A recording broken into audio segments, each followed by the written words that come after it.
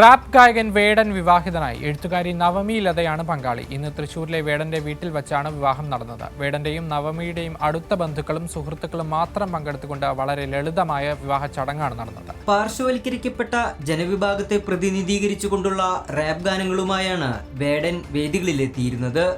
ചുരുങ്ങിയ കാലം കൊണ്ട് വലിയ ആരാധക നിര സൃഷ്ടിക്കാൻ വേടന് കഴിഞ്ഞിരുന്നു.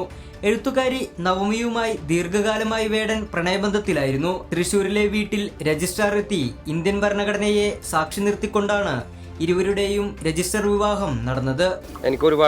ഞാൻ ഭയങ്കര എൻ്റെ ജീവിതത്തിലെ ഏറ്റവും സന്തോഷമുള്ള ഒരു നിമിഷത്തിലാണ് ഞാൻ ഇപ്പം നിൽക്കുന്നത്. എൻ്റെ വിജയത്തിലും ഇപ്പോഴും എൻ്റെ കൂടെ നിൽക്കുന്ന നമുക്ക് രണ്ടുപേർക്ക് വേണ്ടി നമ്മുടെ മനസ്സുകൾ കാത്തു സൂക്ഷിക്കുന്ന എല്ലാവർക്കും ഒരുപാട് നന്ദിയുണ്ട്. Thank you so much.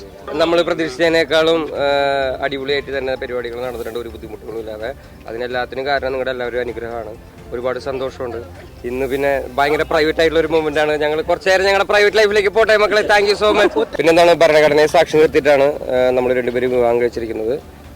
അത് ഭാവിയിൽ നമ്മുടെ മക്കൾക്ക് എല്ലാവർക്കും ഉപകരിക്കുമെന്ന് വിശ്വസിക്കുന്നു. Thank you. വളരെ ചുരുങ്ങിയ ആളുകളെ ഉൾക്കൊള്ളിച്ചുകൊണ്ടാണ് വിവാഹം നടന്നത്. തുടർന്ന് വീടിന് സമീപമുള്ള ഓഡിറ്റോറിയത്തിൽ വിവാഹ സൽക്കാരവും സംഘടിപ്പിച്ചിരുന്നു. വേടന്റെ വിവാഹം ഗംഭീരാഘോഷമാക്കണമെന്നായിരുന്നു ആരാധകരുടെ താല്പര്യം. വിവാഹം ചെറിയ ചടങ്ങോടെ മാത്രമേ നടത്തൂ എന്ന് വേടൻ നേരത്തെ അറിയിച്ചിരുന്നതാണ്. കൈരളി ന്യൂസ്, തൃശൂർ.